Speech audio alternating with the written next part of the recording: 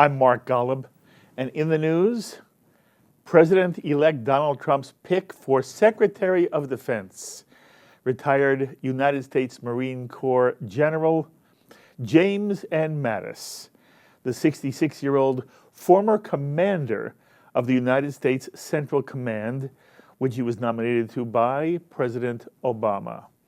As commander of the U.S. Central Command, Mattis oversaw the wars in Iraq and Afghanistan, and was responsible for regions that included Syria, Iran, and Yemen. Of course, for American Jews, two questions arise out of Donald Trump's selection of General Mattis, whom Donald Trump likes to call affectionately Mad Dog Mattis, a nickname given to him by his troops because he demanded so much from them. One question is General Mattis fit and qualified to head the defense establishment of the United States? Is he balanced and measured and up to managing such a large bureaucracy? And the second question is, how does the general feel about the state of Israel? And is he likely to be supportive of ongoing U.S. military aid to Israel? And then there's the larger question. What does the selection of James Mattis suggest Donald Trump's foreign policy is likely to be? Well, for some insight, I'm so pleased to have on our JBS phones once again the highly esteemed Ziegler Distinguished Fellow at the Washington Institute for Near East Policy, David Makovsky, a lifetime member of the Council on Foreign Relations, and the co-author with Dennis Ross of a superb book entitled Myths, Illusions, and Peace, Finding a New Direction for America in the Middle East. And David, thank you so much for joining us again. Mark, always a delight. Thank you. All right, first of all, David, the Washington Institute is thought to be, in general, a liberal, left-leaning think tank. Is it fair to assume that most of the Washington Institute opposed the election of Donald Trump for president? No, I'd have to dispute your characterization. We've had people who served in both Democratic and Republican administration in this think tank. We get attacked from people on the left as being, pro-Israel. We get attacked from people on the right as being too centrist. So, yes. You can't make everybody happy. Absolutely. But we just try to be, fair and have a realistic view of American interests. Okay, I thought that was important to give you a chance to say. Now, what's your opinion of Donald Trump's choice of General James Mattis as his Secretary of Defense?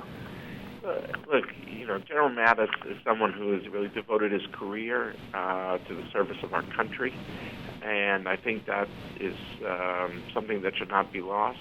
He's considered someone who has held many senior positions, include head of CENTCOM, that's the Central Command, the Middle East Command of the United States military, which is a huge, bureaucracy. When you talk about can he manage a big bureaucracy, CENTCOM is the most, contested region, I would say, for American interest in the world.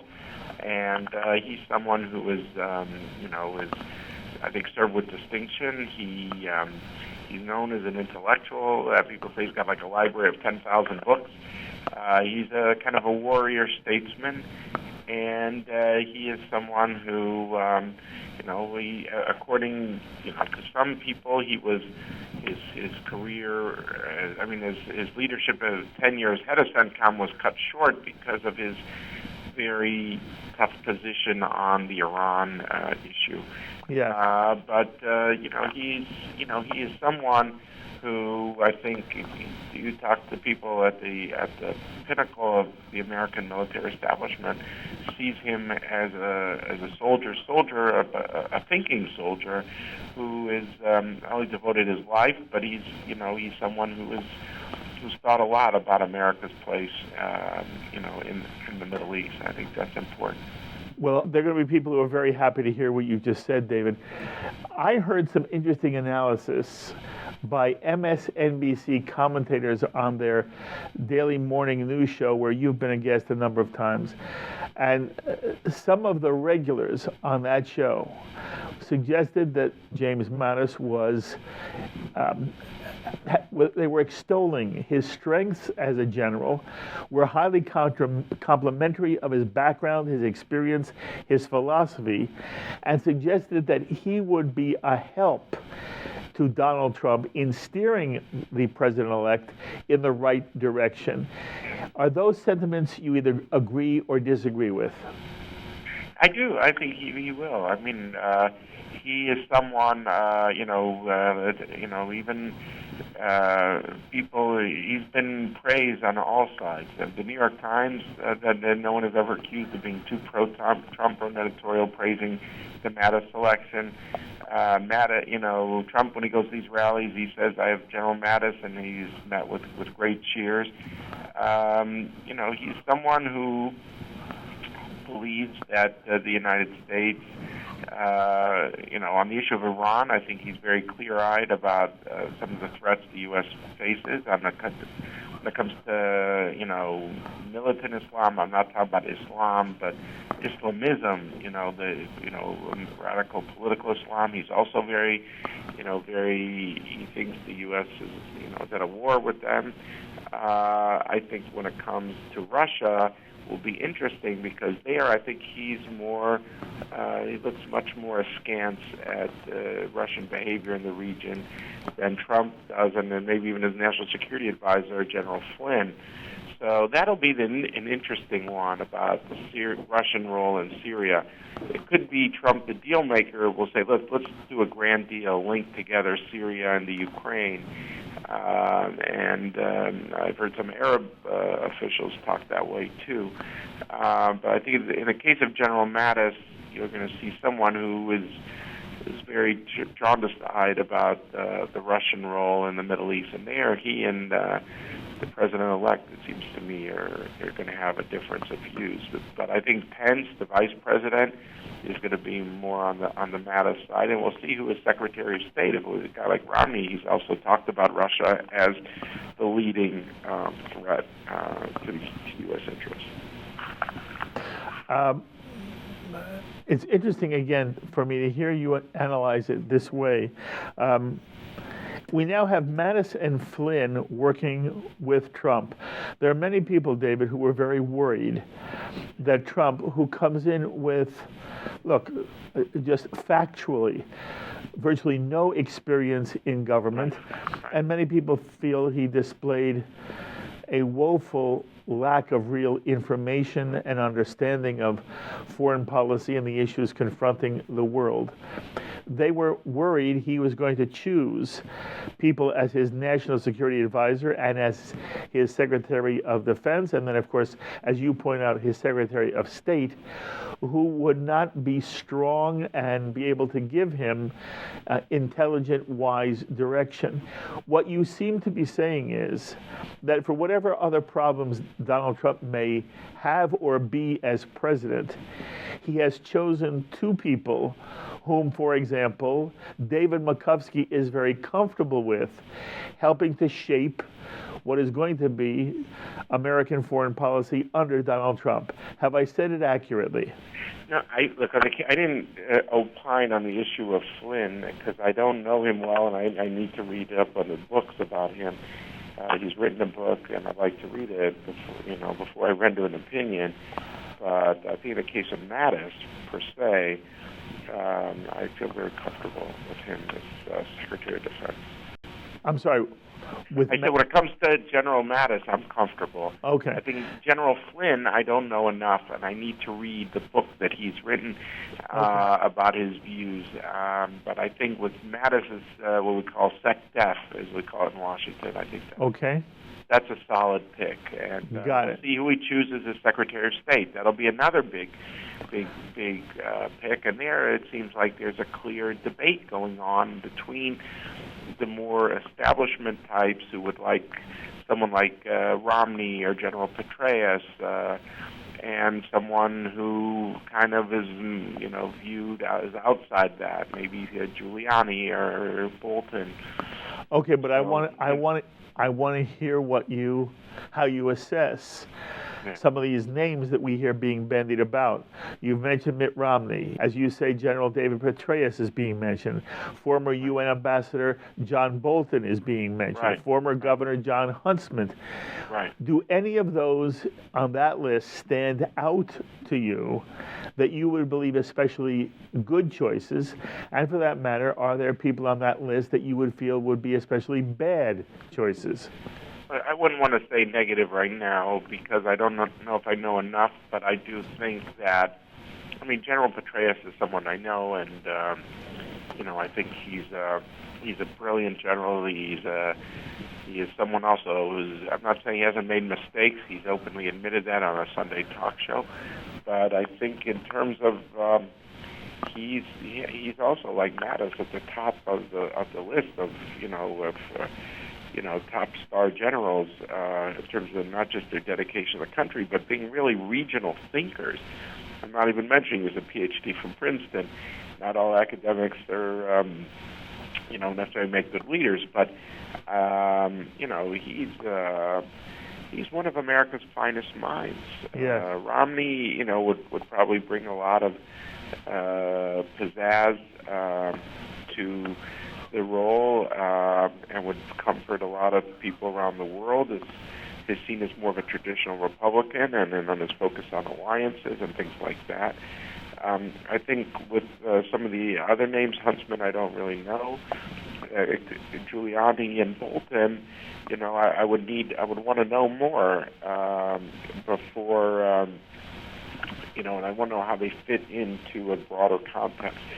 I do think, what we have with the case of Trump and with Mattis and Flynn, the unifying thread is a deep skepticism about Iran's hegemonic aspirations in the Middle East, and so three people who view radical Islam, not Islam the religion. I want to keep emphasizing that, not Islam the religion, but Islamism. A radical political Islam. Yes.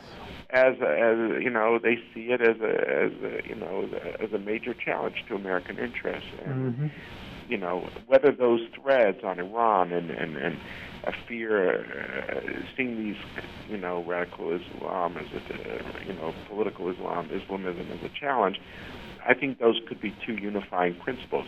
But how that plays out is still not clear. And it's also not clear, like I said, on Russia, where I think you've got, Trump on one side and Mattis on the other side. Mattis and Pence on the other side, I would say. Two. And if Romney comes in, you'll have three.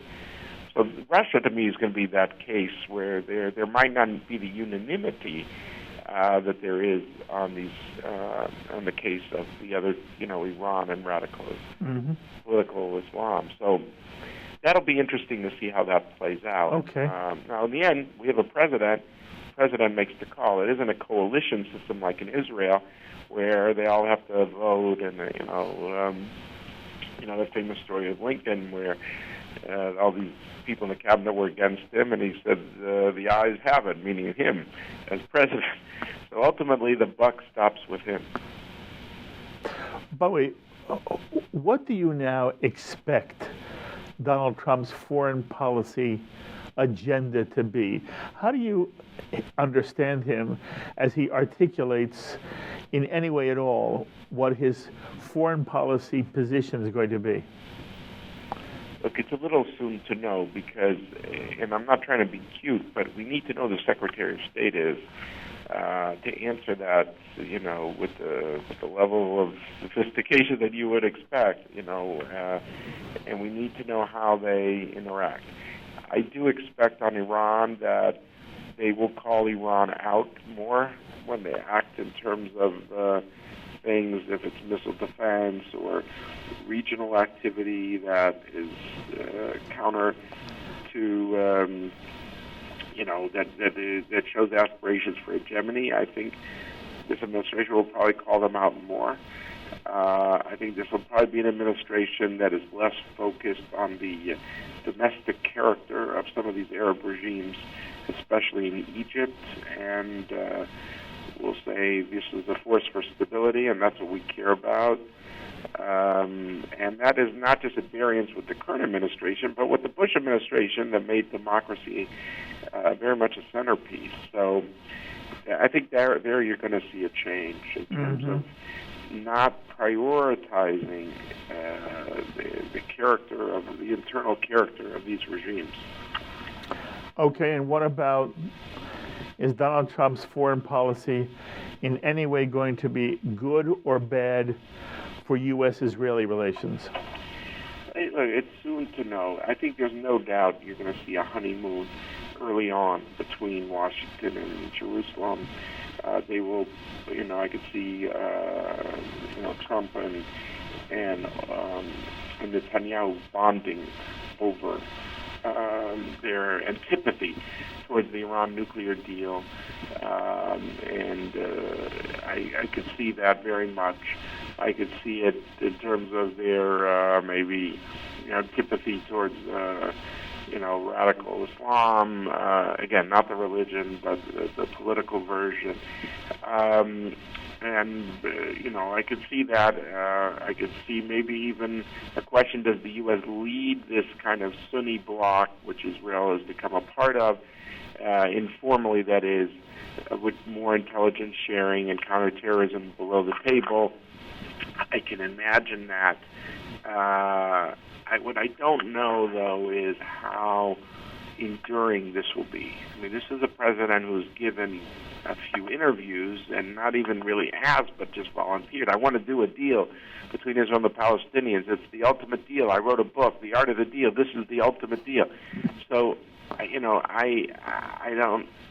don't think that this is a president. I think there's a president that he's unpredictable, and so what I think it's clear it'll begin with a honeymoon. Can I say it'll end in a honeymoon? I don't know, because you could imagine him saying, "I want to do this deal," and if he believes that the Israelis and Palestinians aren't up to it, he might be very upset. We don't know. So how it begins and how it evolves might not be the same thing. I think it'll start well. Yep. Okay, at a recent address in North Carolina, Donald Trump emphasized the point that he's committed to a strong U.S. military as a deterrent to war, not because he wants to go to war. In fact, he's also made it clear, as you just referenced, he does not believe in nation building, which seemed to characterize some of the prior administrations. He believes that's unworkable and a serious mistake. He doesn't want to duplicate it. In terms of Trump's position on military force, how do you assess it, and are you comfortable with it? Look, it seems to me he's much more of the retrenchment school for now, along with, a belief that he was against the war in Iraq, maybe not on the first day, but fairly early on. And he conveys a sense of, is the U.S. overextended? At the same time, he also questions about American, are we trusted by our allies to be strong in the region? The question is, are these two ideas in tension with each other? Can you be strong in the region and still argue for retrenching American, military power, believing we're overextended? That, in a certain way, seems like his also critique of Obama. But he shares a lot of that same critique. So, look, I don't make too much of it because right now that's not the central issue in the that wasn't the campaign. But I think when we see a filling out of the foreign policy team, especially after Secretary of State, they're going to have to come up with a policy on Russia, and they're going to have to come up with a policy on how do we convey the strength we want to convey, and at the same time, not think that the 82nd Airborne is the 81st Airborne is the military solution to everything. that's one of the tensions. They clearly want to improve ties with their friends, whether it's the Israelis, whether it's the Saudis, the Emiratis, the Jordanians, and the Egyptians. But at the same time, this president-elect has been very careful to say that the U.S. military cannot be the world's policeman. So how do you reconcile that in terms of the region? The regions want to know, are you going to be there for me if I'm in trouble? That's what they want to know. So on one hand, we want to show friendship. On the other hand, we don't want to send American troops on the ground everywhere in the Middle East. Yes. That's part of the tension that's going to have to be worked out, just like the Russia policy is going to have to be worked out. David, you have now mentioned a number of times how important you feel Russia is as this administration comes into its own and has to deal with global issues. From the Washington Institute's perspective, how concerned are you? And if you're concerned to any real degree, what's the concern about in relationship to Russia? Look, on one hand, the Russians have solidified Bashar al-Assad in Syria. Whether they did this to show we stand by our friends and trying to say that the U.S. does not, or it's because of their own naval base at Tartus, whatever the reason, by bolstering Bashar, they could say, well, they need Bashar to fight ISIS. The counter-argument is, well, the presence of Bashar strengthens ISIS, that they play off each other in a certain way. But I think what's undoubtable is that, having Bashar strong, at least in part of Syria, I don't think he's taken over the full country, but that corridor between Aleppo and Damascus, it's clear that a victory for him is a victory for the Iranians and a victory for Hezbollah. And so, the question here is there a way to draw a wedge between Russia and Iran in Syria? Or are they inseparable? This is a huge question, and we don't know the answer. But when you explore the Russian role in Syria, you have to look at the Russian-Iranian relationship, the Russian-Hezbollah relationship, and not just the Russian-Syrian relationship, because they seem to come right now as a package deal. Buy Bashar, get two free. Iran and Hezbollah too. They come together. Can you put a wedge between them? I think is a crucial question for this new administration. For the president-elect, it's I don't care as much if he, let them do what they want there as long as they fight ISIS. But they've not been fighting ISIS, the Russians. They're fighting the Assad opposition. They're destroying Aleppo. Yes. So I don't know. I mean, this is one of the issues. I raised the Russia issue not because, I think is going to be solved on day one. I think there's just fault lines within, the administration on different approaches that have to somehow be wrestled with. And, to be fair to them, let them put together their team, let them, sort it out. But this is an issue that has to be addressed. Okay, I only have a couple more minutes with you. As a side comment, David, do you know anything about Steve Bannon, which is not simply a rehashing of the media criticism we hear? No. You know the ADL has withdrawn its charge that Bannon is an anti-Semite, but many people are still very worried that Steve Bannon will be, that he'll make racism and xenophobia and misogyny and homophobia more socially acceptable in America. Do you have any firsthand evidence that would substantiate? I don't know. All I know is what I read, on all sides of this argument, and I don't think I have any value added in this argument. Okay. Last question. You're interested in foreign policy. There are going to be viewers who want to know, what does David Makovsky think? Does he think Donald Trump is capable of being a president with a coherent, meaningful foreign policy? Or does David Makovsky feel that Donald Trump is dangerous when it comes to foreign policy? I think I always like to judge apples to apples, and let's see after the team is put together, let's see how they do, in the first 100 days in terms of at least articulating their priorities. They won't be able to implement anything. But, this wasn't a campaign that was less about foreign policy than it was about, domestic issues like the future of our economy, trade, although you could say that's a foreign issue, but I mean, it's not in the classic sense. Immigration, again, you could say there's a foreign element to it, but it's not. These were the election turned on those bigger issues domestically, and it wasn't really a foreign policy struggle. Yes. So I would like to just reserve judgment. Fair enough.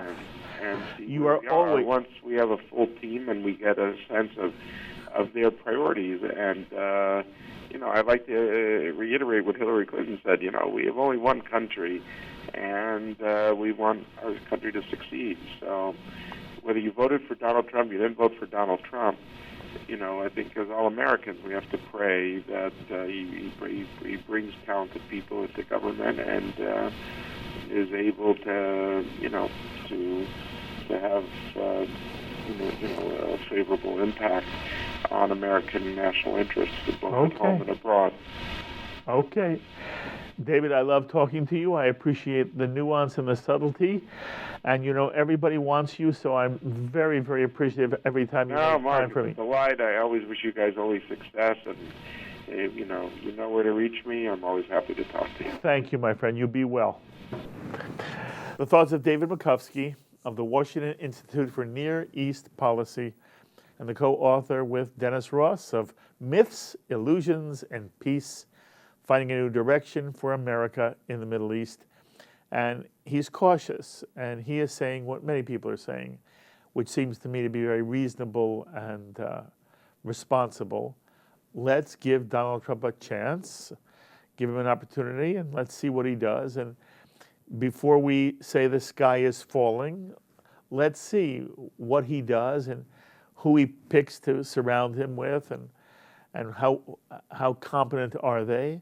And as you hear David Makovsky, when it comes to Jerome Mattis, it looks like Donald Trump has made an excellent choice. My thanks as always to our director Sloan Copeland, production coordinator Serge Goldberg, JBS's associate director Dara Golub, editors Dennis Golan and John McDevitt, and to the producer of In the News, Carol Lilienthal. Until the next time, I'm Mark Golub. Be well, my friends.